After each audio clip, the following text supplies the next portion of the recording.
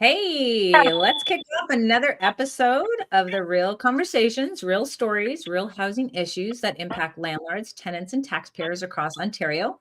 Good evening, everyone, and welcome back to Kayla Unfiltered, the Housing Call-In Show. This is a space where we cut through the noise, sometimes not that noise, and talk honestly about housing, what's working and what's broken, and who's actually paying the price. These are real issues affecting landlords, tenants, and taxpayers. And tonight, we're not sugarcoating any of it. I'll be upfront. Tonight's going to be a show that's long and unfiltered and probably uncomfortable for some. So grab a snack, settle in, and stay with us. What's happening in Hamilton right now should concern everyone who cares about affordability, accountability, and trust in local government. We're joined tonight by local residents, landlords, investors, and one anonymous community member who's asked to share their experience safely. These perspectives help paint a clear picture of what's really happening on the ground, and we're covering some big, serious issues tonight. Government spending oversight, the housing policy decisions that are already reshaping the rental market and pushing costs onto taxpayers. This isn't about politics or personalities. It's about decisions, consequences, and the accountability. Before we dive in, a quick reminder, the show is for education and advocacy only. Nothing discussed here is legal advice. And if you need guidance to your situation, please speak with a qualified legal professional. And of course, thank you to our sponsors for allowing these conversations to be possible. We have Front Lobby, Landlord Credit Bureau, Canadian Tenant Inspection Services, Coffee and Mortgages, Intrust Commercial Real Estate, the Cooperators, Ray Johnson and Associates, KW Property Management, and of course, Renovation Solutions. We truly appreciate your continued support, honestly informed housing conversations. So let's get into it. I don't know what the little squeaking is. So I don't know, we have a lot of people on the call tonight. So if we want to just check our background to make sure we don't have anything squeaking, because we have a lot to unpack. Right now, we have Michelle with us. We have Dan. We have Manny. It's always been happening to my life. Can everyone mute to make sure it's not for me? Okay, so it's someone. It might be Michelle because she muted right after. Gotta love live, guys. Gotta love live. I see I'm really red. So she's going to check on that just to make sure she doesn't have the squeaky noise that we still hear. And maybe Michelle, if you want to log out and log back in again, that would be awesome if you could do that, hun, because we have to hear what she has to say. I'll keep everyone entertained in the meantime and give everybody a lowdown what's going to happen. Initially, we're going to talk about what's happening in Hamilton. We have the mayor. So if anyone has been following what I have been doing, the mayor of Hamilton has tried to kick out an ex-spouse of hers. This is something that we've been following right before I took off on vacation, and we were dying to get back and get on live to talk about it. I don't even know if it's even me now. Guys, it's so hard when we have. Does it have to be on default there, Kayla, or I'm on my cell phone? Usual. I don't know. It's default. No, we have the echo. I was already muted. Maybe it's me then, I guess. How do I mute? You mute. Let me see if I can mute you. I can mute you. Yeah, you can. Okay, so let's see. So yes, it is, Manny. It's you. It's you, my friend. We found it. See, we're all about solutions on this channel. So we're gonna let Michelle back in, and if we can get you, Manny, on a desktop or maybe log back in again, that would be fantastic if we could do that. Okay. I'll you for like 2 seconds to tell me what you're saying. Manny's fired up. We need Manny. The show must get rebooked or rescheduled if we don't have Manny. Okay. Stay with us. Okay, so we have the mayor of Hamilton. As people know, she was the leader of the NDP. She became the mayor of Hamilton. Speaking with landlords and investors and property managers in Hamilton, they're not satisfied with the way that she's running her city.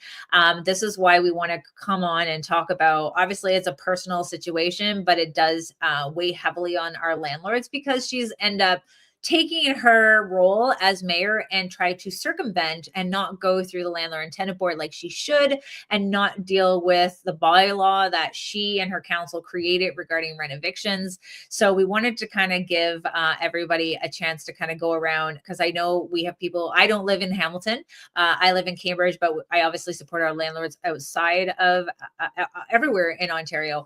And I wanted someone to, if this is the first time someone is covering what is happening in Hamilton about Andrea and trying to kick out her husband, who wants to take this one first to give us like the first time hearing about this?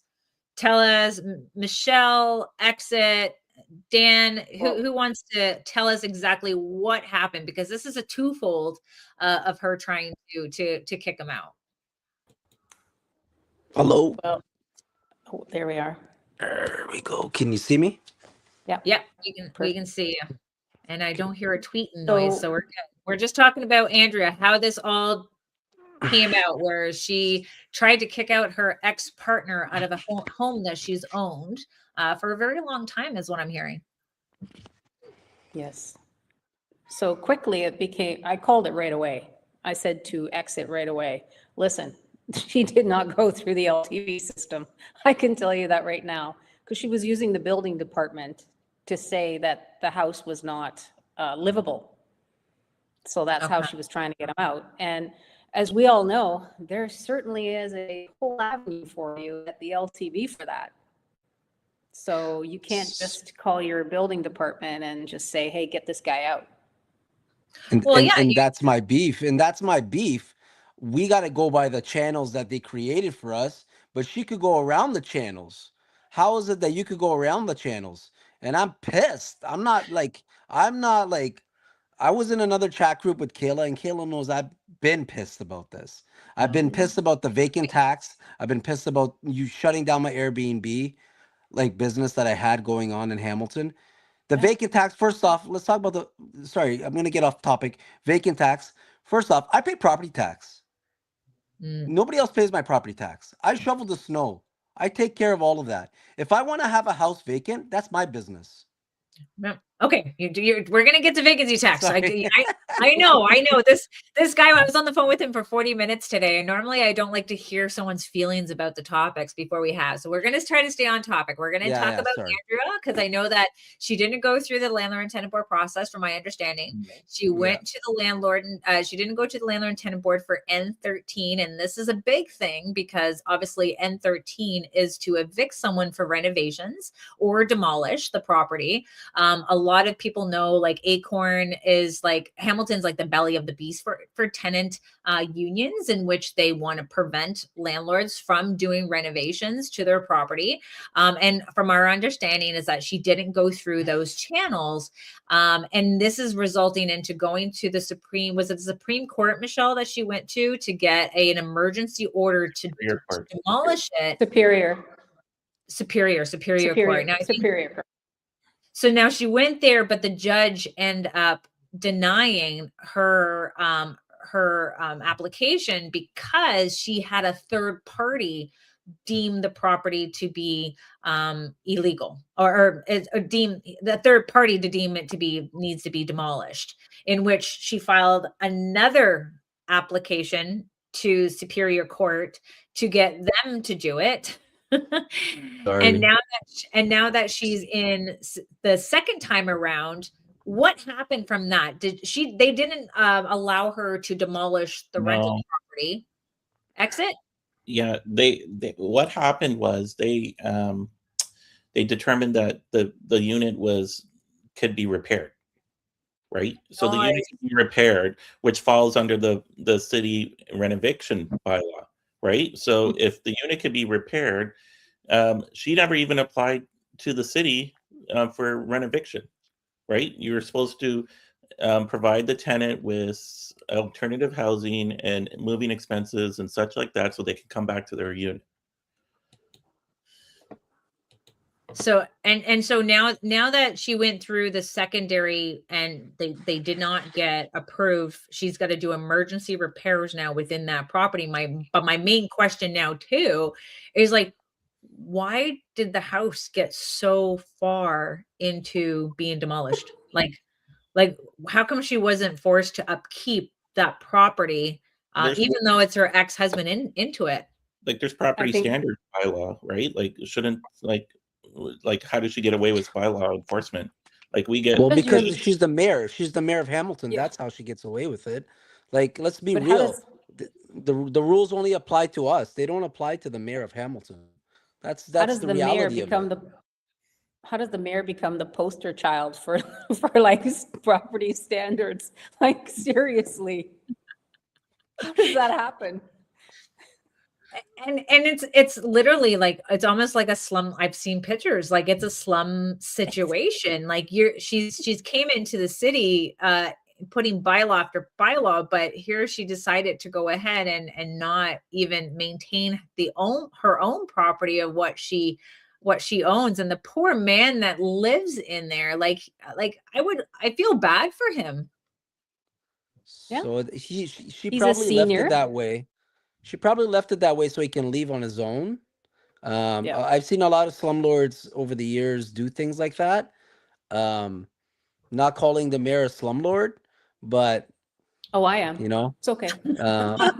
You know, like a lot of the older landlords in the city that were from outside the city, because they weren't getting enough rent or they wanted the tenant to leave, they really didn't do the repairs, right? So it kind of falls into that category.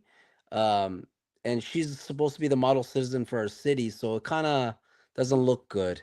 And that whole article coming out and her trying to go around LTB, that's really not a good look. It's not a good look for all the people that are, you know, having to go by her new bylaws, right? So, you know, it did get me fired up in that room. It got a lot of things that she's done got me fired up. But the fact that she tried to go around LTB, like everybody has to go by LTB. Nobody's above the law. You know what I mean? Like it's, you know, I don't care who you are, city official, not a city official. You got to go by the law, right? Like, you know, poor landlords out there that are not getting their rent. There's a lot of landlords that are actually good landlords. There's a lot of tenants that are good tenants. You know what I mean? Both sides, right? Not just one side. I have really good tenants. I've had bad tenants. You know what I mean? So, you know, I know there's both sides to the coin. But like we all have to go by LTB, and like it's not fair for somebody that's our city elected official to can bypass that or try to go around that. And I'm happy that they wrote an article about it because nobody would have knew. Like nobody would have knew. And I'm thankful. I don't know who wrote it, but I'm thankful for the guy that did write it, because you know it just brought awareness to the fact. Coleman, public record. Say that again, accent. Public record, Joey Coleman. He covers City Hall affairs. Yeah. And again, though, like if go ahead, even CHCH didn't bring it up. Like all the mainstream media is like nobody. It was like Joey Coleman and John Best have been the two really that have been covering this. Why was it not on CHCH? Is this not newsworthy? Because she's an elected official and she should be held to an even higher accounting than regular people. 100%. I agree with you, Michelle. 100%. Just like they hold the landlords accountable more so than tenants. There you go. We're in a ladder, guys. Elected officials, landlords, tenants. Exactly. There's no pass. Elected officials should be the model citizens that we follow. So if I followed being a slumlord, what would happen to me? If I try to go around the LTB, what would happen to me? Like, why can't she be held accountable for her actions? I don't think that you can go and that you'll just be like, well, it was good enough for Mayor Horwath, so I'm here with the same, you know, I'm basing it on this. Like, why can't I do it? Like, I wouldn't even do that. I wouldn't even do that to my properties. I wouldn't even do that to my tenants. Because that's not like, it's not nice to do that. But the fact that our elected official does that and she acts like she's a model citizen, you know, like I don't have anything against her, but all of the things that she's put in place since she's been in an office, it's just been all one-sided. It's all been one-sided. Well, this is where we go, Manny, is that she obviously didn't go through the proper channels. She's obviously allowed the tenant to live in that type of state. Now, normally, if that was us, we would see ourselves as a tenant. They call property standards, they come in, they give the landlord an order to fix it. And if they don't fix it, they're going to give you notice to fix it. They'll probably fine you to fix it. And then they're going to come in and fix it and put it to your property taxes. Yep. Why didn't this happen to her? But how do we know he didn't? How do we know he didn't call? That's true. That's true. Like, That's a valid how do we point. know? Because he could have called and it'd be like, oh, this is the mayor. Forget that. That gets filed under G. Goes That's right in the true. shredder. Yeah, that's true. How do we know? That's true. Now, again, where this went the second time around, it was order for repairs. Do we have any update of do we have poor, his name is Leonetti? Is he Yes. still in I think they pulled, he's still in there. Yeah. Okay. They ended up fixing, or they took down the back stairs that were falling apart. And I think they repaired the front steps, which were also hazardous. I don't know what they're doing inside, but he said that he was paying for the, he was paying for some plumbing issues in the basement. It really just raises questions about the conflict of interest, right? The conflict of interest, using the emergency powers. Private landlords, we can't circumvent, we can't even call on property standards at times to help us with tenants, but still, how come we're not holding her accountable for going through that channel and legitly trying, and even said like, oh, she had services on hand to help him relocate out of the property. It's like, Who's really? paying for that? Who's paying for that? We are. Because I'm sure taxpayers. that Aisha would have enjoyed that when her tenant. Taxpayers. Oh yeah. But Taxpayers. I'm sure, Our like, when taxes went up this year. Our taxes Yeah, I went know. up considerably this year. So we're paying for it. Mhm. So that's what But fires why me are up. other landlords not getting it? Why are other landlords not afforded that? Where is this relocation team? Yeah. And you valid point. You know what the biggest thing that we have working against us? We need to organize ourselves. Just like the tenants organize themselves, the landlords need to organize themselves and put some effort into this. I've been thinking about this. We need to put some effort into this and actually stand united.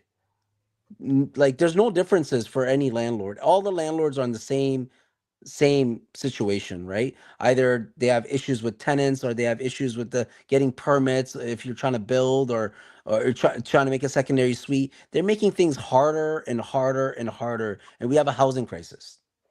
So it doesn't make any sense. So we have to band together just like the tenants do, and just like the advocacy groups that they have advocacy groups, Kayla, for everything. Like everything. Like they had an advocacy group for against Airbnbs in Hamilton. And I was like, what? I didn't even know. I went to the hearing and they have an advocacy group. Like, how is Airbnbs taken away? It's like the shortage of housing. How's Airbnbs? We're providing a service to anybody that comes for a short time stay in Hamilton. Well, they think it's going to help them with long-term tenancies, right? Because a lot of people were looking at the RTA and what was happening, and they know that short terms did not follow the RTA rules. But if they fix the RTA rules for long terms, we wouldn't see a lot of people going in short term. But short term still is a needed service for the traveling nurses, for hockey player families traveling to different arenas and not wanting to stay in a hotel and wanting the luxury of a short term. Short terms are also good for rent evictions that are happening. Now they have not only they consider it to be rent evictions and in considering all reno evictions are in bad faith. And this is why we have Acorn, which I always tell people, like, Hamilton is, the belly of the beast, so to speak, with tenant unions, because they're obviously being supported and funded. But for them to come to elected officials at the municipal level, trying to get them to implement a different bylaw that stops landlords from renovating their units. So tenants complain that we're not, doing the maintenance. And then they come out and say that, now they're complaining that we are doing the maintenance. But they think it's so easy to have people for us to work around them, giving them 24-hour written notices, trying to convict them. Like, we don't really want to have to do renovations when tenants are in there, but when you don't have an end term lease and there's a situation where you do need to replace things and you can't work around the tenant's belongings and you can't work around the tenant's time, then yes, sometimes the tenants do need to vacate short term in order to do so. But the way that these tenant unions are trying to portray themselves is that they are evicted with just the landlord doing paint and a little bit of makeup on the unit, and then they have the power to jack up the rent. And we're like, no, tenants get to allow themselves to move back in at the same rate. And if the landlords are caught doing this, and heads up landlords, if you're caught doing this, the new fines are $100,000 for an individual and up to $500,000 as a corporation, even for the simple fact that these fines are huge. And I think that it will literally bankrupt some of our landlords. We just have to make sure that they have that education. But what's to say it was being misdirected from the tenants? Because anything can say, well, you didn't do it, you didn't allow me back in, or you didn't communicate with me, but the tenant didn't provide that type of information. So again, she could have done that. Andrea could have done that to her spouse, where he can move back in, but it's an easier way to do a renoviction, not a renoviction, doing a demolish. But you and I both know, if we wanted to demolish our rental unit and to rebuild, how hard would it be? Manny's in the construction business. How hard would it be to demolish our rental property so we can build more rental units for people? It takes forever just to get a permit on a legal duplex. Just to legalize your basement apartment, it takes forever. So imagine doing a demo and rebuilding. Like the city of Hamilton, like at the municipal level, we have a shortage. They're like, build. But no, at the provincial level. At the municipal level, they hold you down. Slow. So it makes no sense. It makes absolute no sense. And they're adding more and more criteria to getting a building permit. More, and they lost all the history too in the cyber. They lost all my history. Yeah. What? I had two permits. I had two permits in queue in that time, and now I had to resubmit. I had to draw, like, we had to print them out and resubmit all of it. You have to repay as well? And it was, yep. So they lost the payment history too. They couldn't find it that you paid. Yep. Like, tell me, how come our city doesn't have cybersecurity? How come the city of Hamilton doesn't have cyber? With all the tax money, you're telling me the city's broke. I'm sorry, guys. No, go. I'm a little bit passionate. Go. You're telling me the city's freaking broke? How is the city broke? Where's the money going to? Who's managing the money? What's going on here? Clucky, Marnie Clucky. We have the highest. We have higher property taxes than Burlington. So where's our money going? Marnie Clucky? Marnie Clucky. Who's Marnie Clucky? Explain to the viewers who Marnie Clucky is. Okay, exit, go ahead. She's the city manager. So she's appointed by Horwath. Horwath appointed her. Oh, well, that makes sense. She looks like a bag lady. Like, it's like, how does that, when that happened, that cyber attack happened, so many poor people that were waiting for their permit had to go back to restart the whole thing, repay for it. People paid for a holding cost, pay for the permits again, the utilities. Like, who reimburses us for that? Nobody. Like, Manny, you're singing to the choir. I'm reduplexing my place again. It was a duplex since forever. I've been taxed as a duplex. It's been on the MPAC roll as a duplex. I've been since 1990 tax rolls that I have from the city. It was a duplex forever and a day. And now they're telling me, oh, no, it's a single family home. You know but what? They lost all the records. You know what the crazy thing is, Michelle? And I'm going to say something controversial, and I don't give a damn. No, say it. You know what? With the city of Hamilton, it's easier to ask for forgiveness than ask for permission. It's easier to ask for forgiveness. It's easier. Story. Well, I'm like $22,000 in redoing this now because it has to be up to code for now, right? And I'm just and the code now is not the same thing that it was a year ago or the year before. Now they're asking for dampers, like on a duplex. Like the things that they're asking for a 2-unit is like, why do we need that? Yeah. It's overkill. It's I completely know. No, you're onto something, because I think the province knows there's a holdup at municipal level, in which they've incentivized municipalities that you get funding if you reach these quotas of creating additional units within your cities. Some of them passed and they got a paycheck, and some of them did not pass. And I think there's like a tier system in which you did so many, you get some money. You do some more, you get some more money. And a lot of them are like gun ho, because like they wanted the money.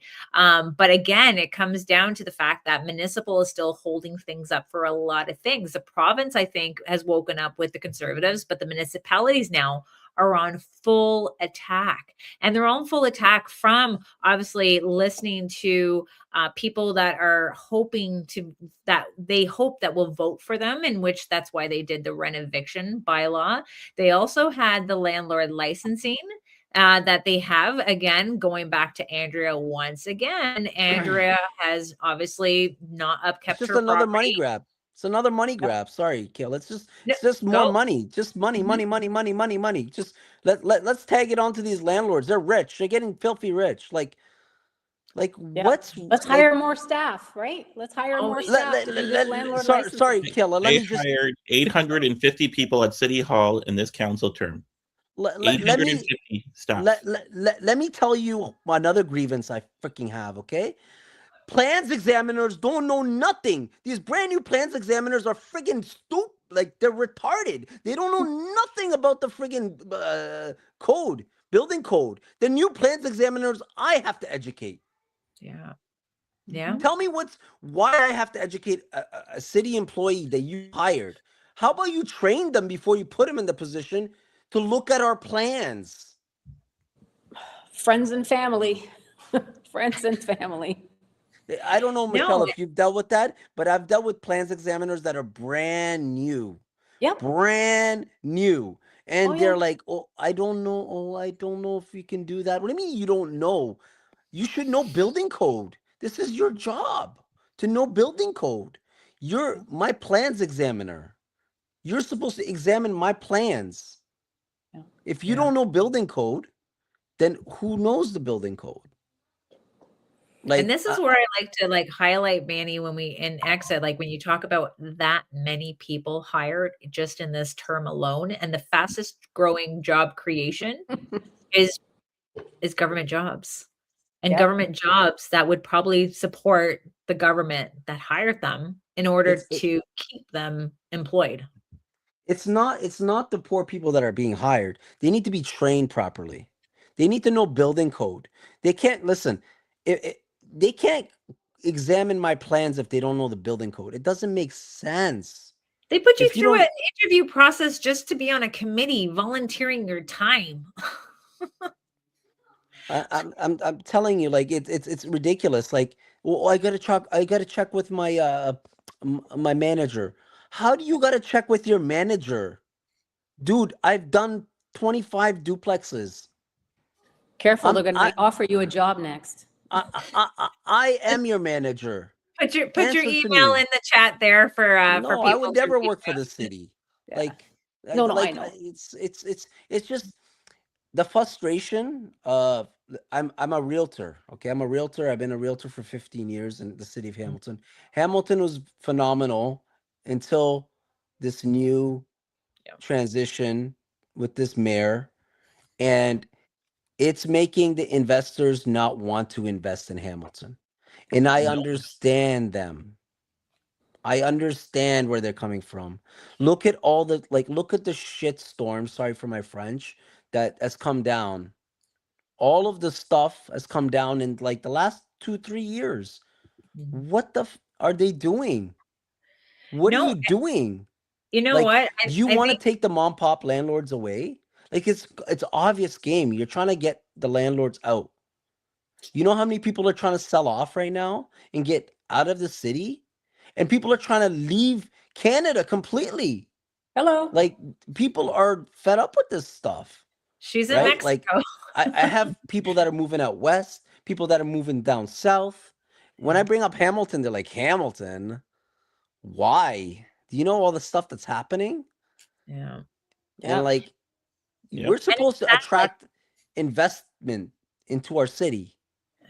We have a waterfront I development heard a coming. good stat that 86% of the tax roll is residential on the tax roll. Like 14% is like commercial.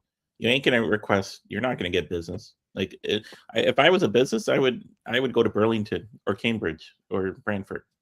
Like, Well, just they did. Sorry, except they did have incentives for businesses prior. They did. And Hamilton was offering great incentives for businesses to bring businesses here. But since this whole switch to the new mayor, it's just been going after one thing to going after another thing to going after. I don't know who's paying her and I don't know who's backing her, but I know it's not for the landlords. And I know it's, I don't know if it's corporations. I don't know what it is, but somebody's definitely paying her tab. And she's going after mom and pop landlords and trying to get them out of the business. Do you want to hear my see the theory? sell-off happening. Do you want to hear my theory? I'm sorry, guys. No, don't be sorry. I'm worked up because I see it from the construction side. I see it from the real estate side, and I see it from property taxes going up. I see all of the things that's happened to the Hamilton landlords right now, and it's like, what part of this is fair? What part of this is actually fair? You know what's going to do? It's going to bring crime back to our city. It's here. It's there. It's not bringing it back. Hello. It's there. It's Michelle, magnified. It's always there, but it's magnified. What happened to the sound? Oh, can you hear me? I can hear you. Okay. It's going to bring crime back to the city. I don't know if you guys heard about that landlord and the tenant with the shooting that was in the Stony Creek, I believe it was. A very unfortunate situation. Listen, when your back's against the wall, it could be a tenant or it could be a landlord. It could be either or. Yeah. There's it's the opportunity of crime is gonna rise. The opportunity of more crap is gonna rise when we are actually cleaning up the city. The city was looking phenomenal up until 2022. 2023 was even all right. But this mayor changed this whole thing here. The first thing she went after was Airbnb, second this, like some of the stuff I didn't even hear about until I heard from Kayla. I'm like, whoa, even that? Whoa, even that? Like, calm down. You're getting when ahead is of it enough? Like, what do you want from us? Like, should we just write over our checks to you? Here you go. Like, just take my income. This is it. We're the Hamilton ATM landlords. Sorry, we're just the Hamilton ATM. I'm going on tangents. I'm sorry. I'm venting. And the ATM more because vacant tax. Yeah. Yeah, it's I don't know, like, when will it end? But I'll tell you one thing. It's not going to lead to the place they want it to lead to. No. Because landlords will fight. I'm going to fight. Really? I've been around forever and ain't no landlords fighting. Michelle, why is Michelle muted? No, I don't think you can hear us. I can't hear Kayla or Michelle. No, I can hear. We can hear you. Get out and come back in again. I can't hear you, Kayla. Oh my God, what's going on here? Come back out and come back in. Okay, he's gonna figure that out. Gotta love live stuff. What's happening? Okay, let me even come back. No, you got. I'll give you guys a little bit of my theory. When you work with having a leader, I can only hear exit. Really? Exit, can you hear us? Yeah. Okay, so Manny's only connected to you for some reason. Oh my God! Message in the private chat. I told him to exit and come back in. So tell us your theory. So my theory is with her, Andrea, being the leader of the NDP for such a long time, and she has been replaced with styles in which she does have, honestly, she's got Newfie blood in her. I'm a Newfie myself. She does come across to be very appealing. I love her little fight that she has going on. And I think having her replace Andrea, and Andrea inside of municipal government now, networking with other municipal government who, many are NDP. It's about entrenching municipal government with support for NDP. Also with CUPE and being the biggest, like they have over 700,000 members within CUPE representing municipal workers. They have been very, very vocal for years with their leader who was at the protest for Bill 60 at Queen's Park when Bill 60 was put through, and how CUPE also, obviously not only supports the NDP, they have donated $5,000 to one of the tenant unions to help them establish themselves and to get more landlord tenant associations throughout people's buildings. And knowing that, the conservative government is now up against the NDP, they're up against the CUPE union, but they're also now up against the tenants who've joined the CUPE and the tenant unions as well, right? So I think it's just a political affair, and that's why they're using different headlines like the rent eviction bylaw, the landlord licensing that they have going on there, the vacancy tax. But underneath her management, it's absolutely horrible. It's horrible to see how she's gotten elected in at municipal government, being at the provincial level for so long. And this is now what Hamilton gets to see. They get to see their dollars wasted. This is wasteful money that is now coming out of Hamilton.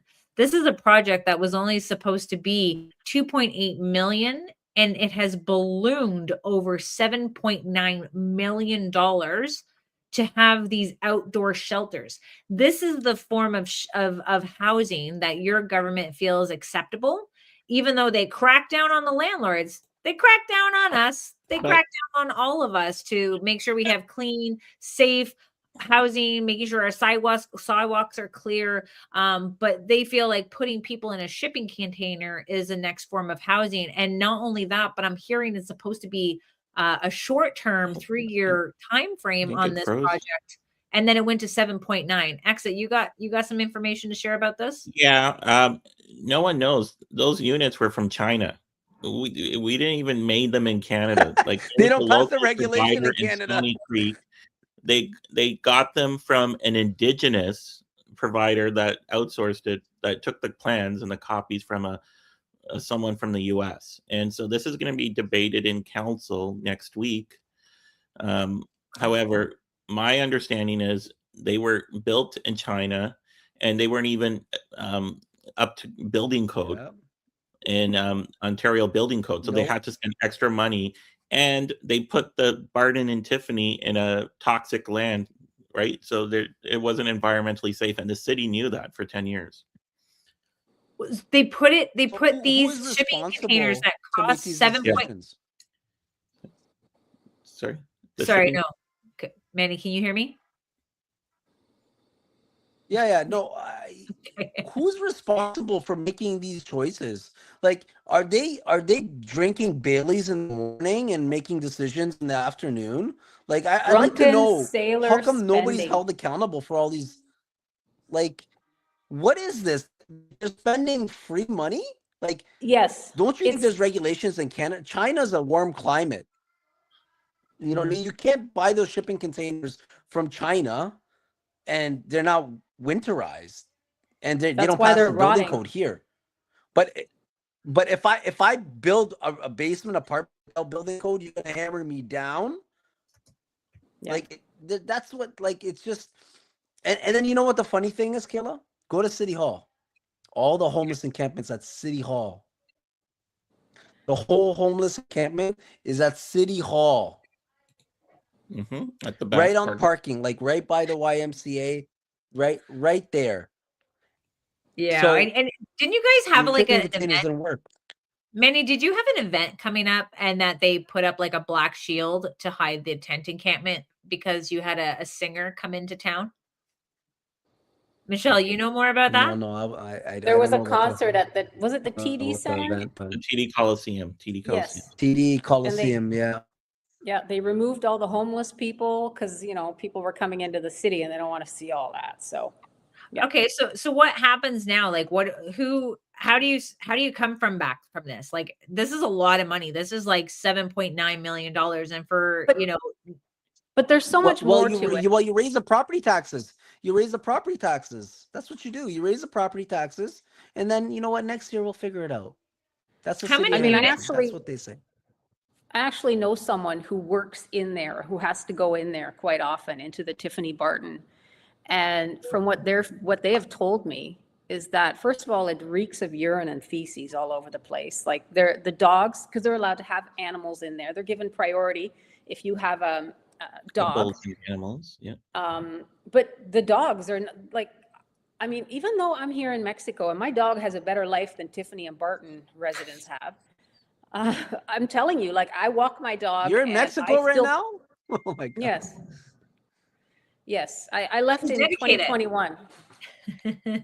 Anyway, so, I mean, I even pick up after my dog, and I probably look like an idiot doing it because I am like, there's like jungle outside my door. Like, I'm on a big compound. But anyway, it smells like feces. She told me it's like, so they have, everything is done for them. They have support staff, which are never anywhere that we'll call them occupants, residents, I don't know what you want to call them. They're never around. They're always in the office. They're never engaging with the clients or residents. She's told me, listen, they get all their food is taken care of for them. Their housing, they've got their little cubicle, whatever they're living in. They can have their pet with them. They can do drugs, not a problem. If you're a little worried, then you flick on your light and then they'll check on you. So how are these people supposed to be transitioned into real life when you're basically, everything is taken care for you? Like, how does that work? Yeah. How do you expect someone to transition out? Well, we're paying for it with our taxes. Right. They're not held accountable. Nothing in the city is held accountable. Yeah, she even told me, she's like, there's a lot of damage as well on these things. And it's like, it's not even 2 years old? And we also heard too, it was even in the newspaper and the Spectator that one of the landlords in Hamilton that was living in her car, her tenants were living in the encampment and got awarded a Tiffany Barton shelter from the city. So so they were evicted, but then city workers, like I think it was Good Shepherd, helped them find housing at Tiffany Barton. Isn't that a kick in the teeth? I helped on that eviction. I helped boot them out, and they get awarded, they get rewarded for ripping off a landlord, doing damage. And I mean, it was horrible. There was like needles left and everything in this rental property. This is what leads me back to what I was saying.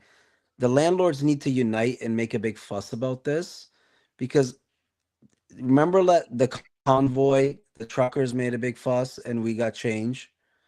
We have to make a fuss, because if we don't, right now, day by day, more of our freedoms have been taken away. Like day by day, it's becoming more socialist, more communist. Like it's crazy. Like this whole thing, I don't know if you're going to lead to the AC thing. The AC thing is ridiculous. It's ridiculous.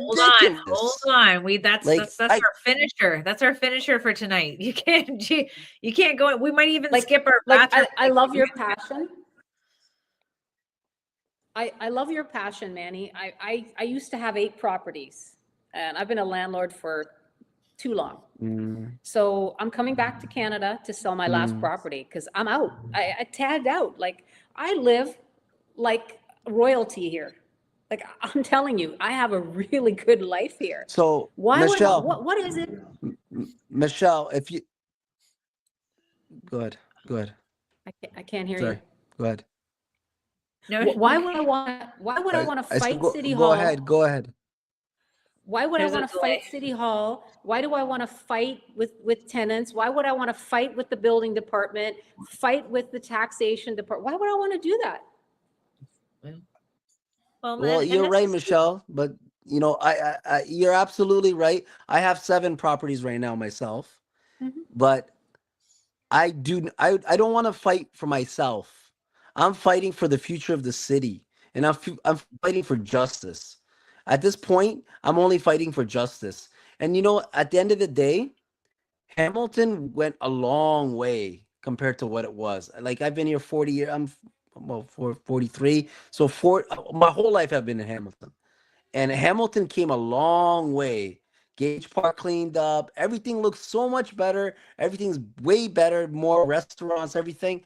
And now this new mayor, she's bringing it back. She's trying to bring it back to the 80s here. I don't know what she's doing, and she's making things harder. So I don't think she's gonna get. I hope not. I don't think she's gonna get voted in again.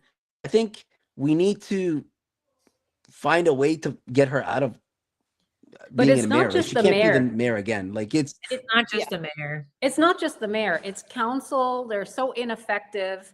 I mean, you have one councillor They who's are. been the chair of a committee for 4 years. And then when you bring up fraud and waste with OW, they're like, what are you talking about? They don't know nothing. And then you have another councillor who's like, oh, I've only been on the committee for like a month. Well, you should have done a deep dive by now. It's been 30 days. Yeah. Any committee I was ever on, I did a huge deep dive the first 30 days. Then you fight. Now get So into that, who- Michelle, with the who are welfare. they held accountable to?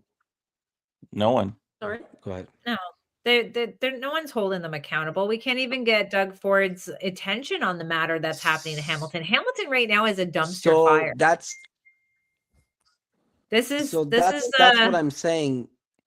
If everybody goes to, I know it's affected to the point, but everybody makes a fuss about it and bands together as landlords, maybe we can make some change. Possibly we could push for change, but being like in small little groups and, oh, I want this and I want that, and no, we have to band together and like do something about it or say something or make a fuss about it. Otherwise there isn't going to be any change because nobody's holding anybody accountable for anything. And I know the city, if you want something done, it takes forever. It takes Okay. forever. I got this one up right So- now because Michelle touched on it there, and I wanted to bring it Yeah. up now because we want to cover as much as we can in this short time frame, and we're going to keep the conversation going within the comments. But when we were trying to bring, obviously, the tiny homes fiasco, the ballooning of $7.9 million in that project, obviously with the snowstorm, they've delayed it. So it's obviously, like X had said, it's going to be coming back. But in the meantime, it left a lot of time for that Ontario Works fraud to be happening. Now, Michelle, you've been following this very closely with a few people, and unfortunately they weren't able to make it here today, which I'm hoping to get some video footage from them per se to show on a later date on the channel, on Ontario Landlords Watch YouTube channel. Tell us about the Ontario Watch, the overall fraud that they know about, that you know about with the other people of our, you gotta tell it. Well, I did. Other people have done deputations on it. Okay. How many?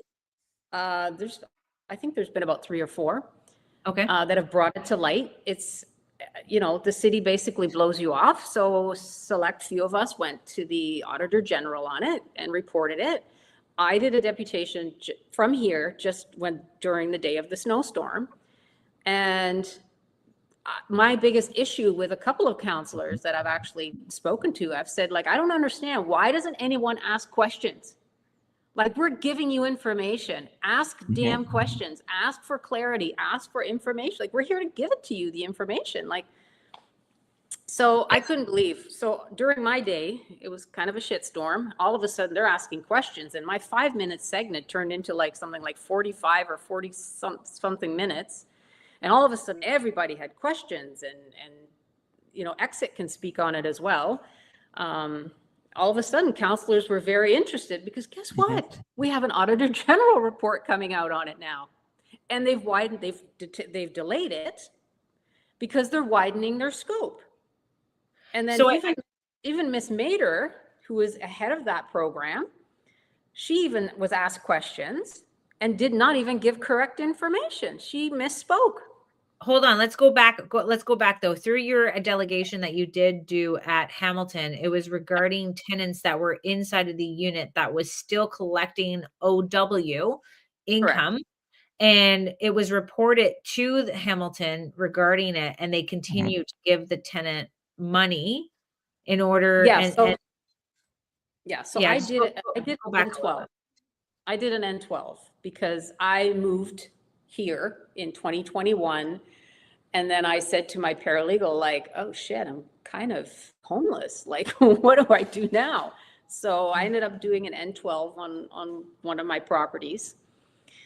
And after they left, because it was a duplex, so after they left, like mail still kept coming for them.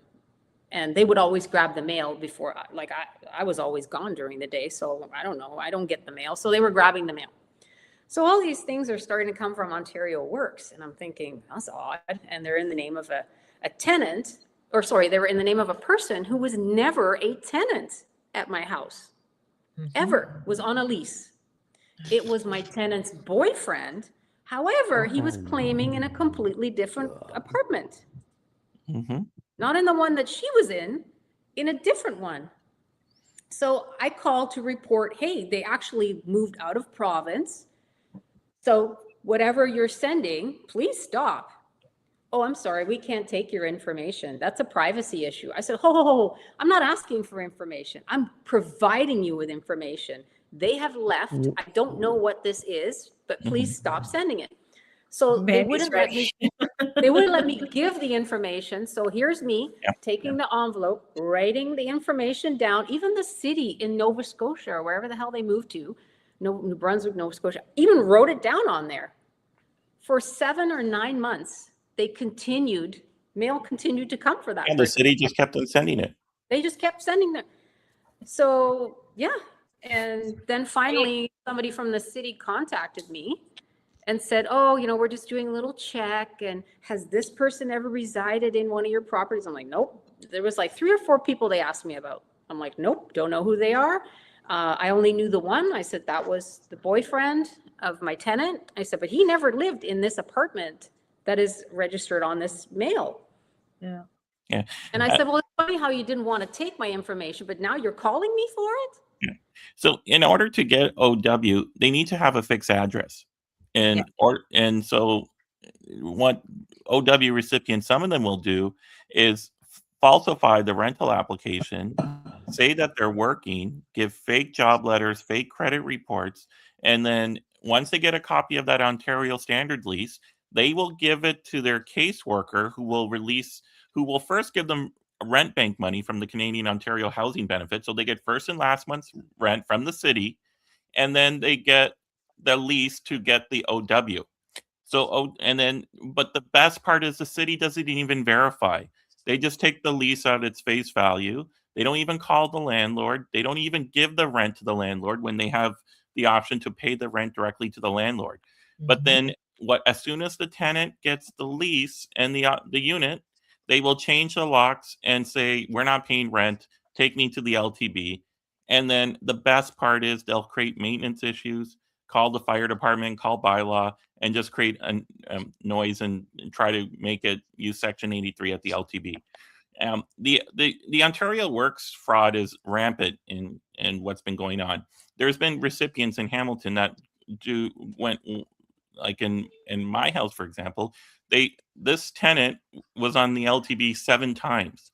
She never paid rent 7 times. She constantly just falsified rental applications, gave fake information just to get a copy of the lease so she can continue getting paid OW from the city. The city has the phone number. The city knows the landlord's name. They get it from the vacant house tax, from the taxation department, the water billing department. You would think like they would call us to verify, but no. And you would also think too that if they're in the mood to put housing, they have the option to pay the rent directly to the landlord, and they refuse to because, as far as I was told, they said that the OW recipients are financially independent, and then city staff also said that they don't have to use the shelter allowance for rent.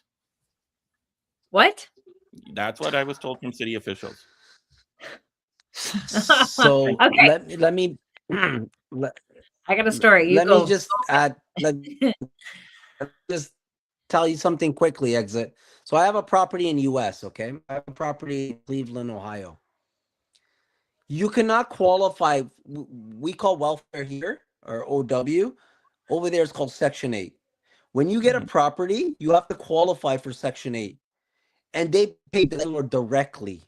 Exactly. If the landlord says that the tenant is not good or doing damage, they get cut from their Section 8 and they get evicted immediately.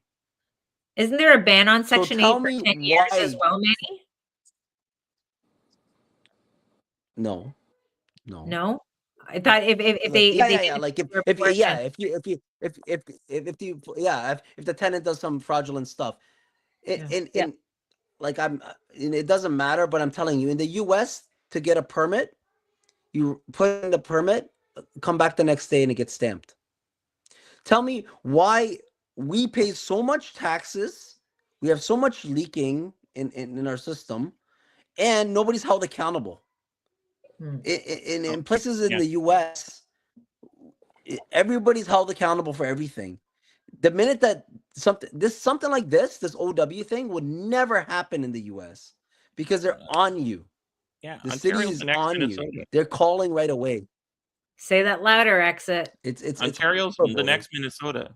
Yeah. And I'll tell you guys a little story. I was doing a tenant screening for my husband's uncle. We found a gentleman. He came in. He was a contractor, blue collar, great credit. He had great income. He came with a girl and I was like, oh, it's this for the two of you.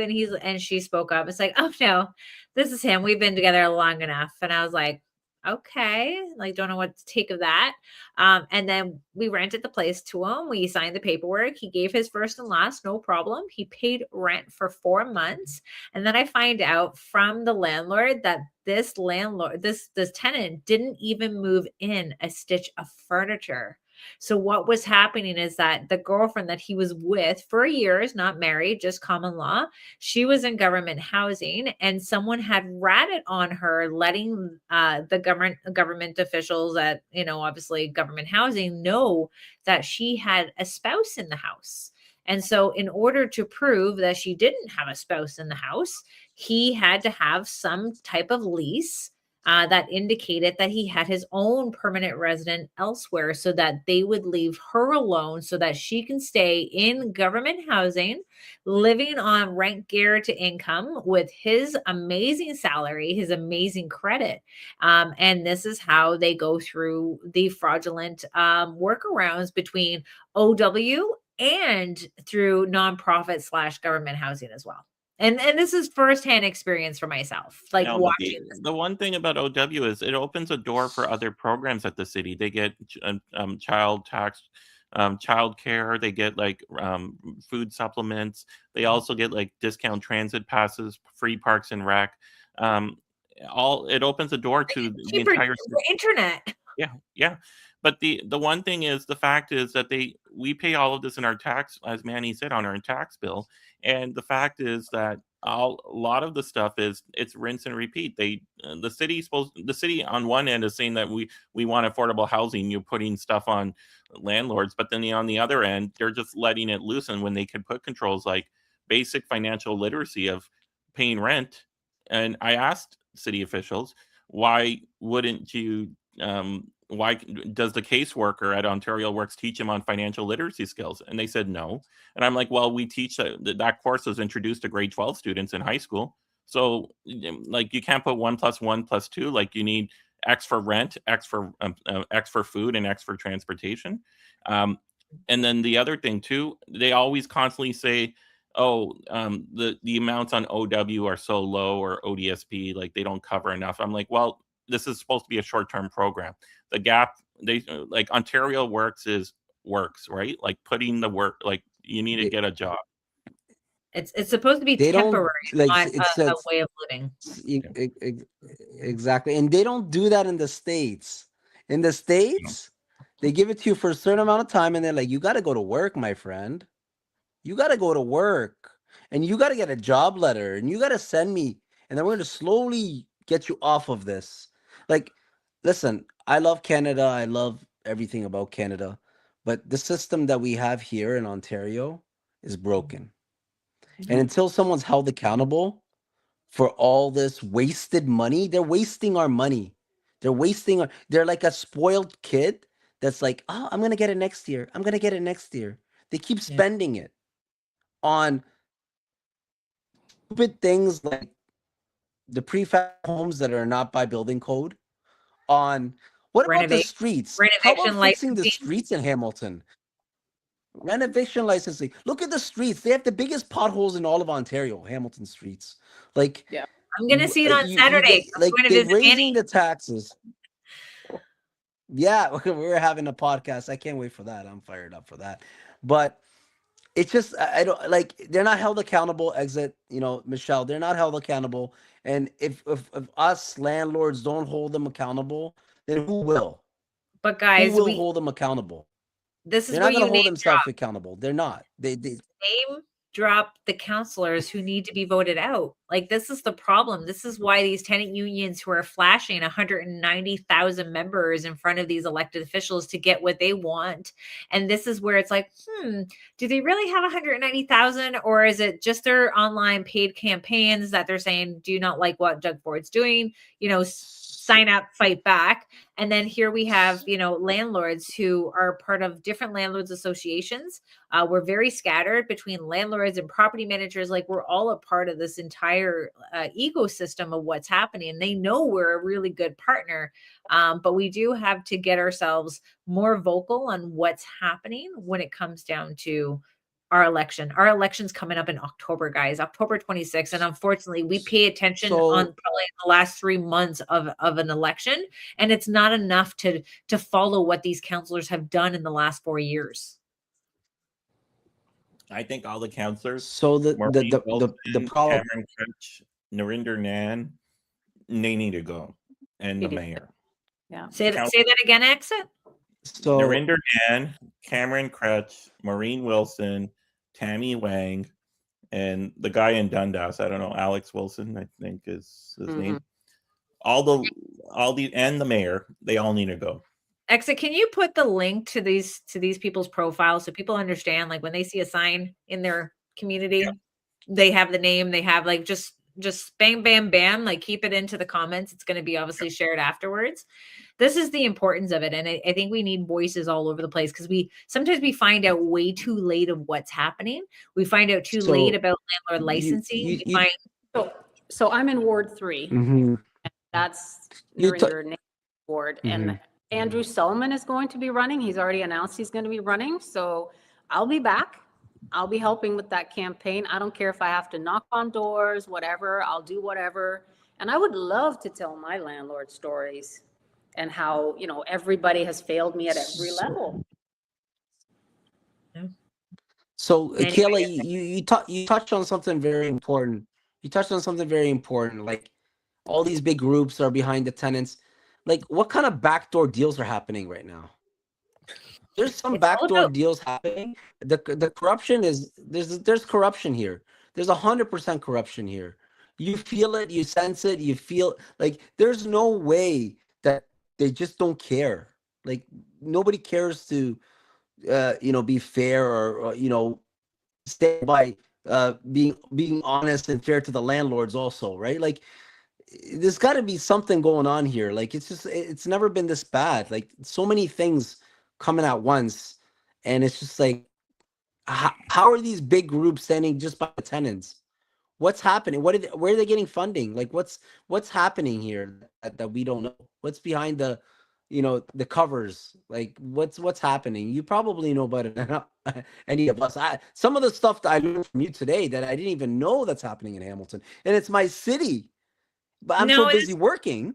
I'm so busy, It's an election year, and it's a strategy. It's a strategy to understand every winter there's going to be a big uptick campaign regarding homelessness, because it's winter and it's cold, and we're going to worry about people who are unhoused. They don't really talk about the people who are couch surfing. They don't really talk about the people who are scraping by and trying to cover their utilities. We look at an election that's coming and how these councillors are trying to make themselves look like heroes, and they're trying to come up with different rules and bylaws and policies to make it look like we're getting the greedy little landlords, because it's about division. if the government can take the heat off of themselves from mismanaging this housing crisis and point it to the private sector, who technically have about 70 to 80%, I'm pretty sure it's 80% of the housing supply. And now we're starting to see that dwindle. We're starting to see the landlords get out of long-term. We're seeing the landlords get out of the province of Ontario and move themselves into Alberta. We're going to see ourselves getting more tenant screening happening. So not everybody and anybody is going to come into our rental units. Back in the day, if somebody was on OW and ODSP, landlords would be like, yeah, the money's guaranteed, like everything's, the part. Now we have people on OW and ODSP that don't even make enough to cover the market rent. And it's unfortunate that we have to raise our rents high because of our government putting rules and regulations put in place, putting higher taxes, higher insurance, higher maintenance, with the tariff war between the US, because our federal government has shit the bed so bad trying to mend their relationship with the states. And now we're going to be paying more for material costs. So this is all going to fall back on the end user, and this is going to be our tenants. So a part of Ontario Landlords Watch and what I advocate for is the good landlords and the good tenants and the taxpayers who spend enough money on taxes and the words of Doug Ford, tax to death, because deep down the region of Waterloo has spent $65.5 million. And I have some new stats that I'm going to share in a post, but this is how much money they're throwing at the homelessness problem. And instead, if you look at what they're giving nonprofit housing providers and how much salary these people are making, and they are running a nonprofit, you don't even make that money near what you are in a private housing. So we have to follow the money. We have to follow which counselors are implementing rules and regulations and bylaws just to make themselves feel more secure for the next election. And this is what they're doing. They're playing politics in the housing industry, and we have to call them out for what it is. We put the link to the counselors of Hamilton. We had Exit tell us which counselors that we shouldn't be voting for, because deep down, they haven't done their research. The staff also do a very crappy job on trying to bring the counselors their information so that they can vote properly. They're overwhelmed as city councilors, giving packages that could be between 800 to 1,000 pages, and they have to read it and examine it and research it themselves and speak to it and vote for it within a week. So, and it's on camera, so they have to vote for what information they have and what's being presented to them. So it's a mismanagement on all fronts. But right now, it's definitely municipal is starting to make things worse. Sorry, Manny. That's my tangent. The provincial. It's okay. No. Listen. I've been passionate about this, but before I was like, it's rigged. Can't do anything about it. You know what I mean? The city's bought and paid for. One puppet's gonna leave, another puppet's gonna come in. You know what I mean? But I feel like if we don't say anything and do anything, it's worse, right? So I completely support everything you're doing, Kayla. I'm your number one soldier. You tell me what you need, I'm here, because I'm so fed up with all this extra stuff in Hamilton. Like from the perspective of investing in Hamilton, why would you want to invest in Hamilton now? Like all this is happening. Hamilton was supposed to be a place to invest in, right? That's what we were going with, right? Like Hamilton, getting new condos coming in, waterfront development happening. Not anymore. Like people are going out west, and I don't blame them. Like the landlord laws are better out west. The landlord laws in the west is the best. It's the best. You got to rhyme there. Yeah, until you get hit with a land claim, and the then west your house is the best. Like. Yeah. And I popped this comment even here. In the Oh, you cut out. No, keep talking, Manny. You cut out there. So, even in the US, Kayla, like it's so much different. Like tenants cannot do this. Politicians are held accountable for every dollar. Like you would think that there's a lot more corruption in the West, but there's actually more corruption in Ontario. There's Oh, more 100%. corruption in Hamilton. Like you actually think that there's no backdoor deals happening? There's so many backdoor deals happening as we speak, and it just pisses you off because they want us to go by the book, and they want us to be law-abiding citizens. They want us to do all this, go by building code and this and that. How about you guys do that? How about you before you order prefabricated stuff from China, make sure that it passes the building code here? How about that? Spend our money on it. Like, you're spending our money on things that don't even work, and then you're blaming the poor landlords that are Airbnb their basement because they need to pay their mortgage because the mortgage rate went up. Like, it's what? Like, Okay. These poor people, the mom pop landlords, are just barely surviving. They're not making a killing. They're barely surviving, if that. Manny, we gotta no, it's okay. This is what this show is about. I want this people to be very clear. Like, I know I can only see any comments coming on the Ontario Landlords Watch YouTube channel. I'll try to go into the comments coming on from Facebook as well. But I did see a comment that popped up, and it says, would you ever lower rent if taxes were lowered? And I think this is important because Ottawa has done this. Ottawa had lowered their tax base for properties that were bigger, and now they've sent out memos to the tenants telling them that their rents have now decreased, not knowing that everything else, especially in a bigger building, utilities have increased. So you can lower the tax base, but with the utilities increasing, taxes increasing, the maintenance increasing, everything has increased. And why are tenants being protected against inflation? Not all tenants are poor, and not all landlords are rich. But what we're trying to do is provide housing to tenants who can't afford the down deposit, who don't have that good credit, who have it's just based on their living where they want to be able to relocate. But you need the down payment, you need to have a good credit, you need to have a good job. And they always like to use the fact, and I watch all the tenant groups in itself, they think landlords don't have jobs. And it's like, we have everything on the line. We have our credit, we have our finances. You can take us down just because you think, because housing is deemed a human right. I would say shelter could be on the back of the taxpayers, in which they do provide shelter, but you cannot claim my property that's mine as your human right. And that's the combating of what government has done. They're making the landlords and the tenants fight each other. And we're not here about fighting each other. I think there is bad landlords out there, in which I know our policies are that has done everything, but you can't expect landlords to go ahead and absorb all these costs. And while tenants get to live rent free, because I could tell you they have nicer cars than me, they're going on more trips than me. We have to start thinking that it's not about a balance. But you can't be sitting here and forcing landlords to be a social agency for the government with no compensation. No, you're right. We want to lower it. We want to do it, but you got to keep the landlord's costs lower in order to do it. The thing about the municipalities we have, it's going to be hard to lower, Kayla, because the property costs are higher. So my mortgage is higher. You can't buy a house for $400,000 on the mountain anymore. Like, I used to buy rentals for $400,000 on the mountain in Hamilton. Now those rentals are 7, 8. My mortgage is higher. My property tax is higher. You know what I mean? Everything is higher. So I can't afford to give you lower rent and come out of pocket. That would make no sense. So I got to put this up here. It's like, I want to hear from the tenants too. Like, I want to hear. Like, perfect. I want. You know what? Let me tell you. Okay. Let me.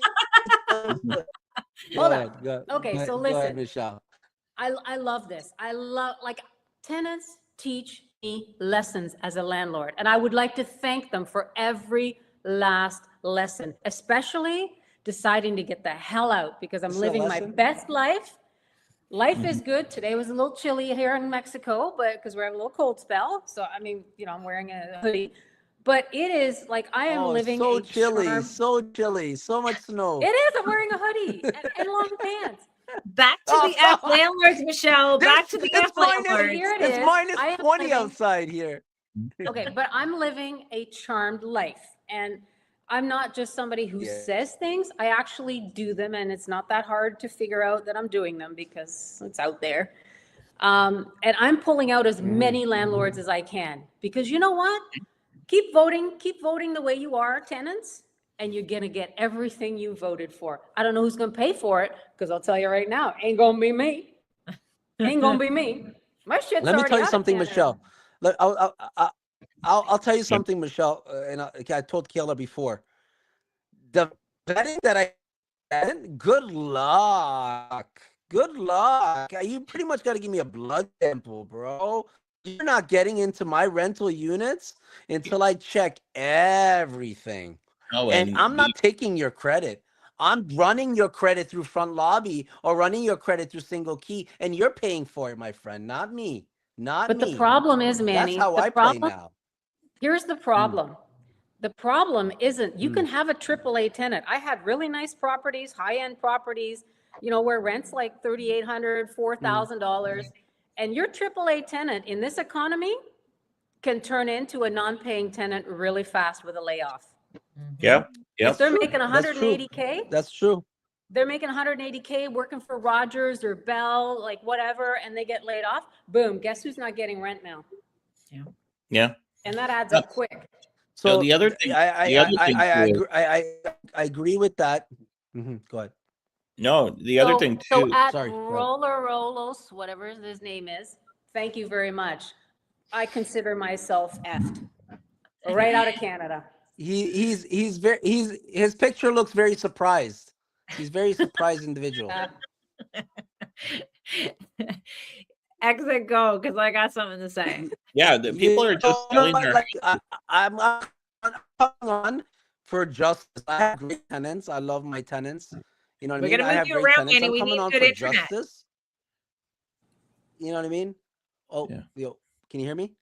Yeah, Yes. just keep. I love my tenants. They're great. They're great tenants. Yeah. I got duplexes and triplexes and that stuff, and I got great tenants, and I vetted them. And yeah, you're right. Anything could happen. They could lose a job, and I work with tenants. I always try to work with tenants if they're behind a day or two, whatever. Try to be a good landlord and not be a slumlord. Take care of the properties, all that stuff. But at the end of the day, Michelle and Kayla, that if it costs more for a landlord, we're not going to suffer the cost. We're going to hand it down to the tenant.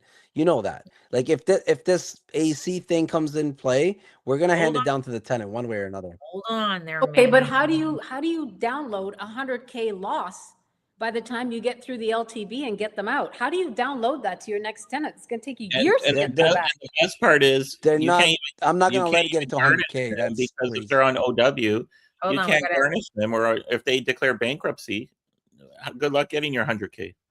Now, I'm glad I don't you rent brought to that up. OW. No, I don't rent to matter. OW. No, you it's they have to have like everything has to be banked there, Manny, for you. You know that you have some people there. So we have to exit. You talked about the garnishment, and you talk about bankruptcy. And when I spoke with a paralegal, I spoke past adjudicator, and he was telling me that what had supposed to happen at the landlord and tenant board, when tenants file for bankruptcy on the rental amount that they owe the landlord, what happens now? They just say, "Oh, okay, it's gone. No worries, you get to stay." Supposedly, what should happen is that the adjudicator is supposed to put a stay on that eviction, and then they would give the landlord time to go to bankruptcy court in order to get them to lift the stay. So tenants should still be able to be evicted, even though they declare bankruptcy within their rental rate. So a lot of it comes down to getting that knowledge and having proper adjudicators exercise it.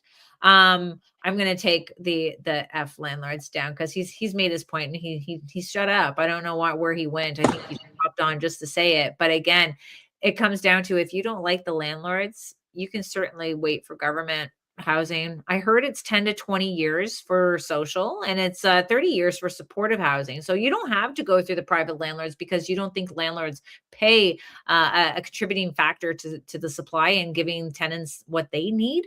But we are very much needed. And I think as you see rents going to be, you're going to have a heck of a time trying to get into accommodations, waiting on that government waiting list. But you do have the landlords who are trying to provide housing, but we can't do it without government support. We can't do it without these tools.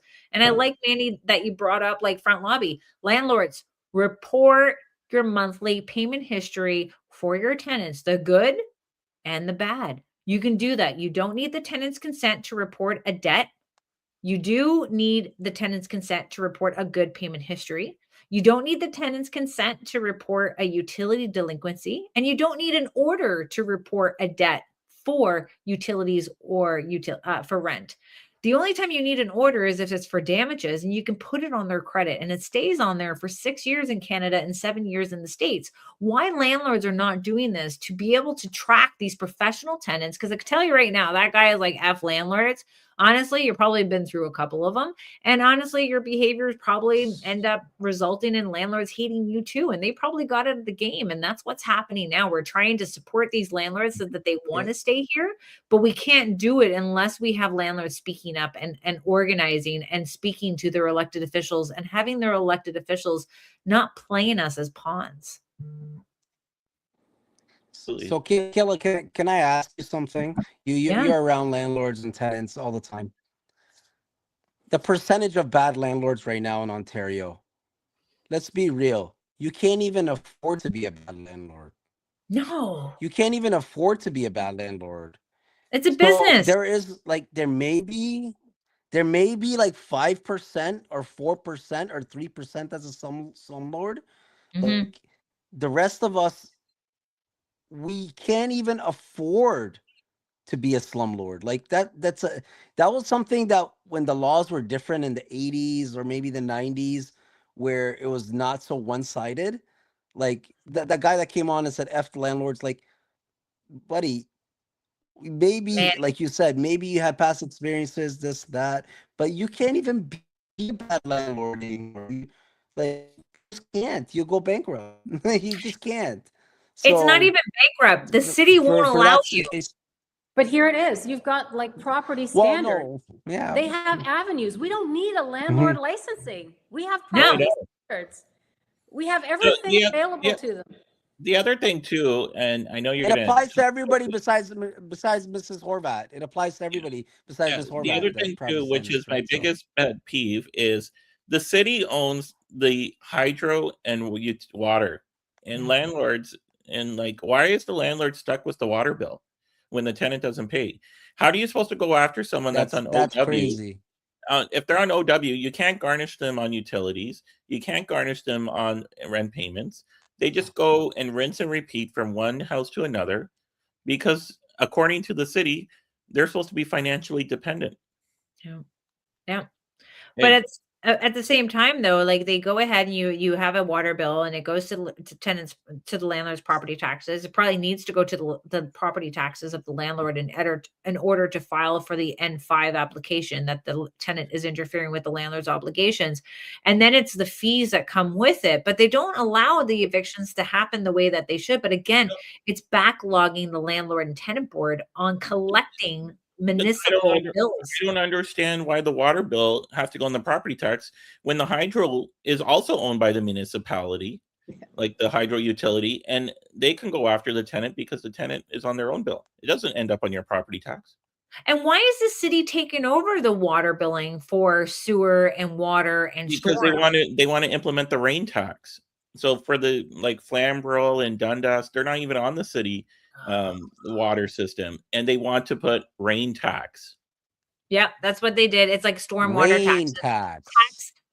taxes. It's all a hidden tax, no matter which way. It's a license or it's a tax, but no matter which way you are as a taxpayer, if you have a company of hydro and if they have you're getting two birds with one stone. They're doing the billing and they're doing the collections on old utilities. Why are we now separating it? And how many people is the city of Hamilton going to have to hire in order to take over this big task of water, sewage, and the stormwater? Yeah, the other thing too we were told was that Electra is getting out of the water utility billing, but the mayor sits on the Electra utility board.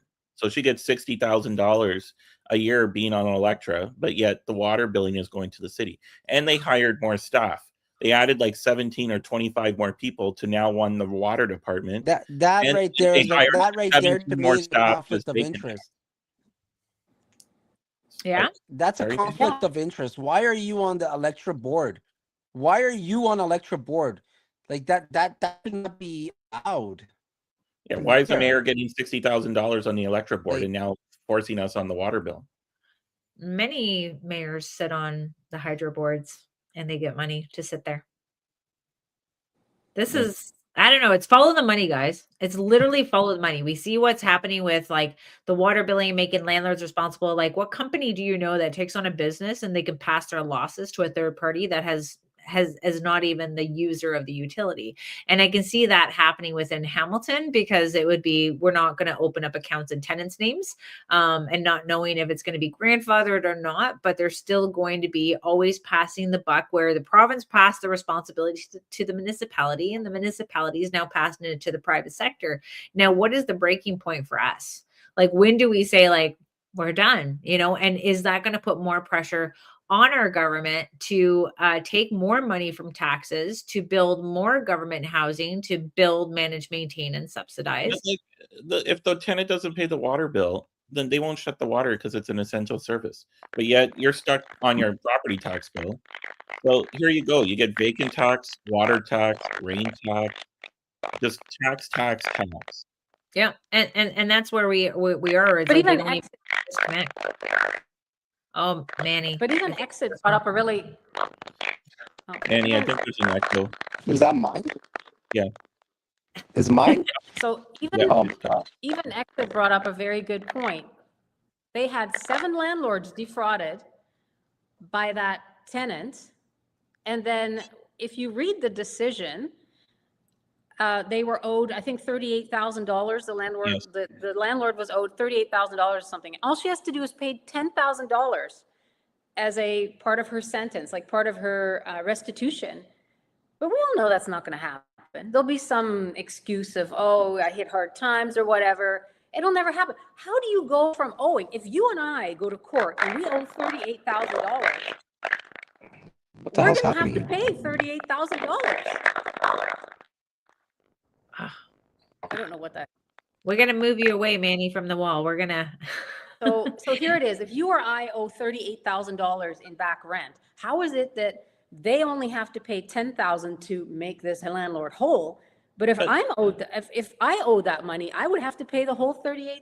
No, but the other thing too is I don't understand. You can't. The city well, property standards will fine you if they shut the water. If they'll fine you if the hydro shut off, and natural gas, like my Enbridge bill. Like, it can be on the tenant's bill. So I don't understand the excuse for water if the city owns the hydro plus the water, but the hydro can be on the tenant's name and it's not thrown on the property tax bill. But what's water? Why water? Like, I don't understand. And so this new utility bill system that the city's doing, it's just creating jobs more at City Hall. They're just adding more staff. It's going to be an eco center. And the only reason they did it was to implement the rain tax. So, like, if you have a house in Flamborough or Dundas, you're not in a farm community. Just even those farms that are like Kayla, like in the border of Hamilton and Cambridge, they're not even on the sewer line. They're not even on the city sewer line. But yet they're going to get a rain tax bill because of the fact that the city wanted to implement this new water system. And this is how it all kind of trickles down. And this is why we need to be talking about this type of stuff. Now, I want to get Manny back on because we're going to finish off tonight with the new survey that has been sent out by the city of Hamilton, getting the tenants' input, getting the landlords' input on a bylaw that they want to implement throughout the city. Perfect timing, Manny. We're going to get into your favorite. Get ready for it. Oh, no, not that one. We're going to remove that one. put that one back up. There we go. So we got the maximum adequate temperature bylaw. That's going to be, it's a survey that was supposed to close on the 3rd. They kept it open a little bit longer. And this is where they're trying to get landlords, again, private citizens, to give tenants air conditioning throughout their rental properties. And of course, we have a lot of problems with that. It's not just about the equipment in itself, but it's about the retrofitting, it's the cost, it's the fact that they feel entitled for us to do that. And I don't know, he's got a bit of an alien talk happening here. So I guess we just have to move. I guess Hamilton does not have good internet reception. But we did really well from finding out about this, sending it out there to our community members, and trying to get everyone to fill out the survey. And of course, they get to see how many tenants are out there, how many landlords are out there, so it helps influence it. I think the Toronto had done this, where they tried to make landlords responsible for cooling temperatures within the rental property. But what had happened is that we had Bill 97 come out, and Bill 97 had allowed the government to issue that landlords have to allow tenants to implement or install their air conditioning units throughout their property. They have to provide us with the information regarding the units, and then they also get an increase in their rent through the time frame that this air conditioning unit is installed.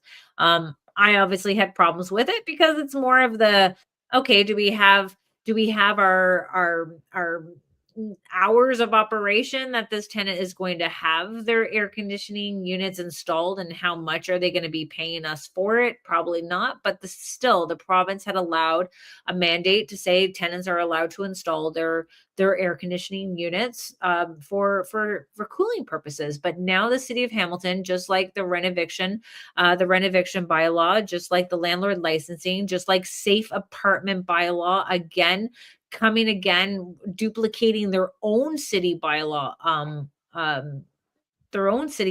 policies, and now they have air conditioning. Like, when is it going to be enough? And how are we supposed to fight every municipality watching each other? They're watching each other, and they're learning from each other, and they're trying to implement it into their own city. What are you guys going to say? I'm no one's sugar mama, and I'm certainly not going to end up tucking them in at night, because that's where this is leading. Yeah.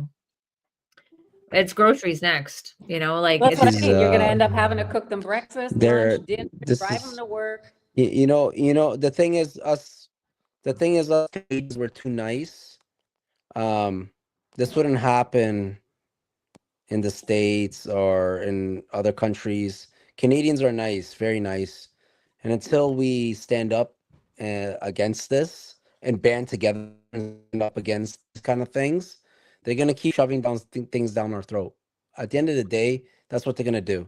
And if you remember what the truckers did, I keep bringing back the truckers. If it wasn't for them, we wouldn't have our freedom. Yeah. So those restrictions lifted up pretty quick. Yeah, like I'm not trying to start a revolution. Maybe I am, but at the end of the day, we have to band together, and justice it's just got to be fair. We just asking to be like this whole AC thing. I have AC in all my properties, besides the one that I'm working on now. That's a 4-plex. Now I have to put split systems in every unit. It's a 4-unit, and it's like I got to put split systems in all 4 units now. Like, it's like extra, right? Like, we didn't budget for that, right? And where's the stop? You don't even know if it can be done. Like you said, Kayla, where's the stop? Yeah, it's in some properties it can't even be done, right? Like, it's going to be a catch me if you can kind of thing in the city. I'll tell you that right now. When they come down with rental licensing, when they come down with all this stuff, you think the landlords are going to be like, yeah, let's do it. Let's do it. No. We're going to revert back to the 80s, and slumlords are going to come hoarding back. You'll see. We're not going to be progressing. We're going to be regressing because of all the mandates they're putting in place, and they're going to have to back down. That's how it's going to work. Either we're going to have to revolt and stop, or they're going to have to back down, because like at the end of the day, I'm sick and tired of it. Like I got fully renovated properties, but it took so much money to renovate them. You know what I mean? It took so much headache, so much holding costs to renovate them. And yeah, I did negotiate my rents down because there's so many rental units now, so they could move to another rental unit because there's so much supply. So one of my properties I rented, like I negotiated the rent down, but as the one guy's like, would you guys negotiate rent down? But like at the end of the day, we have to say it's enough. We have, and you know, writing a letter is not the right way. Sorry to say, but like writing a letter, the elected official will just throw it out. Like they don't care. You have to show up at their work. You know, during COVID, you know what I did? I was waiting for a permit. During COVID, I had a plans examiner. She always had some kind of excuse. Oh, I forgot to file at the office. Oh, I this and that. I'm like, okay. Ding, ding, ding, ding. I'm a realtor. I looked up where she lives. I'm like, hey, I know where you live. I could bring the file to you. This is your address. Guess what? The next day I got a permit. Oh, wow. It's You know it's why? about getting people familiar. Because the thing is, she's like, oh my God, he knows where I live. Oh my, you know what I mean? Like, you have to be held accountable for your work. In every job, there's a manager. In every job, the employer does a review. How come our city officials don't get audited? How come? Mhm. How come? We're paying Yeah, taxes. the city How come manager they don't get doesn't. audited? How come they don't get audited by a different, completely They different? haven't been. There's no audited statement since 2022. Because of the cyber And that was attack. the last the time city has- Hamilton was great. That was the last time yeah, Hamilton was great. there's been no audited statements, Kayla. We don't know where the dollars are going in Hamilton. That's why there's this petition going on for the province to take over. We've been asking. I put that in the comments there. Asking for a province supervisor or audit for all where the dollars are going. Nothing's happening, and they continue to spend and spend and spend. And how do we make wise choices at the election this October when there's no audited statements and the city council is going through 2026 budget, but we don't even know where the dollar is? It's a shell game. Like suddenly there's no audited statements during the term of Horwath. Yeah. These are the questions that you need to be asking. No, why would there be? You gotta get this on, you gotta get this on record. We need to, like, there's letter to the editors. I think that's a very powerful source to get your voices heard. Becoming delegates at your council meeting. You know, it may seem like it's falling on deaf ears at the province, but it's important to message the province, from Rob Flack to Grayson Smith, the Minister of Housing, the Associate Minister of Housing. We have Doug Downey, the Attorney General. We have his associate, Michael Tabolo. Like, we have to incorporate our Minister of Finance or our Minister of Social Services. I'm working on a roundtable discussion right now in order to bring our voices to the province. I'm also tying in our landlords associations. We need to be able to have a collective voice and for us to actually get somewhere, because deep down, we do care about the tenants. We do care about the tenants. We care about the way our economy is being ran. We care about our taxes making sure that they're being used in the right places and not being mismanaged, like the tiny homes that are happening in Hamilton. And I think it's important that we keep coming on and doing this little live broadcast every Thursday. As long as there's information to be shared, I will be here every Thursday on our Ontario Landlords Watch channel in order to bring voices like Manny, like Michelle, and X. And we have his camera off. We have his name actually blocked out because, believe it or not, there's a lot of people who want to share their story, but unfortunately they're worried about their job. They're worried about their position within an elected official position. They're also worried about tenants coming after them. Like, it's a very dicey business out there to advocate for your own property rights. And that's what these landlords are doing. That's what more landlords are doing. So as we wrap up tonight, I wanted to leave you with this. Housing policy doesn't just live on paper. It lives in people's homes. It lives in their finances and in their stability. Every bylaw passed, every program approved, every dollar spent has a real consequences for landlords and tenants and every single taxpayer, especially in Hamilton. What we're seeing in Hamilton isn't about one issue, it's multiple, and it's lots of decisions that are being made from their elected officials. More regulations, more cost, and more complexity, and too often less transparency and less accountability. When trust breaks down, everyone pays for it.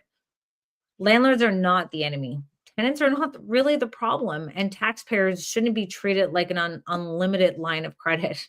If we want housing system that actually works, we need policies that are fair, enforceable, and grounded in reality, and not just headlines or political pressure. My goal with the show has always been simple: bring the fact forward, give people a voice, and ask better questions, because housing only gets better when decisions are made in the open and honest and with respects of the people footing the bill. Thank you, everyone who's joined us tonight and shared their experience and stayed engaged throughout this tough conversation and necessary conversation, and keeping the questions going and flowing. And we'll continue to do this. I'm Kayla Andrea, and this is Kayla Unfiltered. And I want to thank each and every one of you for sharing and digging deep into what Hamilton has done, and we'll continue to keep everybody informed of what else we need to be paying attention to, because it's not the end, it's actually the beginning. And I think more landlords need to jump on board and stay tuned, because Manny has a firehouse of he has a fire inside of him, and I'm excited that we spark this, and that we're going to see more people coming out and speaking out against the mismanagement of our housing crisis. Thank you all for watching. And wait, Thank you. I always end this show. If you have an elected official in front of you right now, exit, what would you tell that elected official? What would I tell that elected official? You got it's either Rob Flack, you got Doug Downey, like you got elected officials to make the one change you want to see. What would you tell them to do? Ask the province to take over till the next election. Like, we need provincial oversight. Good one. There's enough waste going on, enough dollars being spent. Like, they can't manage it. We need, like, I don't understand how the province can take over school boards. They just took over Peel District School Board. They can take over the city of Hamilton. Nice. Okay. 100%. I 100% I agree with them. And thank you guys for this great conversation. Thank you, Kayla. I look forward to our podcast on Saturday. We're gonna have more conversation about this. I have great tenants, guys. I have a good relationship with them. I'm here for justice because of our taxpayers. You know, we're paying a lot of the spending that they're doing right now, and they're just they're making it more restrictive and more restrictive and more restrictive, and grabbing more cash and more cash and more cash from our pockets, and it just doesn't make sense. Where is it going to? How does it benefit the tenant, and how does it benefit the landlord? It doesn't benefit neither. So that's why I'm only here for justice. I have great tenants. I have bad tenants before. I've been to the LBTB many times, the video one, the in-person one, all kinds of ones, you know what I mean? So honestly, the justice it's not fair. It's just not fair for the landlords and the tenants. You know what I mean? This is nothing against the tenants. Tenants are great. Landlords are great. This is about what the city is doing and how it's just overkill. And thank you so much for having the show, Kayla. Thank you for having me on. Really nice to meet you, Michelle, and it was a great conversation. And I look forward to meeting with you on Saturday. And we're gonna go through everything layer by layer by layer. And I want to peel it back like an onion. Welcome to the advocacy world, my friend. Michelle, send us off. If you have our elected officials in front of you, what would you want them to change right now? It's not so much change. I would like to tell them on every level of government, and I mean federal, provincial, and municipal, shame on you. You have failed us, and you continue to fail us. So please continue to teach people like me a lesson. And I appreciate all the lessons that I've learned, because it has pushed me to move on. And I just don't have the fight in me. I'm not, shaming or naming anyone that still has. I really enjoy seeing the passion, But for me, I'm out. So thank you. And government, if you're listening, these are the voices of our landlords, and they're also giving their passion and understanding that you're losing more. We're not gaining more. So you need to start listening to the people who are providing housing. And I'm looking forward to hopefully having a roundtable discussion and continue to keep our advocacy efforts alive, because we are looking out for the good landlords and the good tenants that are out there who need our homes. And I know it's like we're just on this call for an hour and 44 minutes, and I warned people it was going to be a long one. And you know what? We need even longer with our elected officials, because they don't know what they're doing. And I know that we have solutions that do benefit all parties, not just the political leaders who are just utilizing the tenant voices to get their political gain. Thank you everyone for watching. We're going to be live again next Thursday at 7:00. Next time, it probably will be in person. So stay tuned to the Ontario Landlords Watch page. Let you know where we're going to be. I'll give you a hint. It's going to be in Mississauga. So if you actually want to be on the mic with Michelle and Exit and Manny, like, this is about giving your 2 cents. Tenant, landlord, taxpayer, your voice matters. And thank you so much for being a part of Kayla Unfiltered.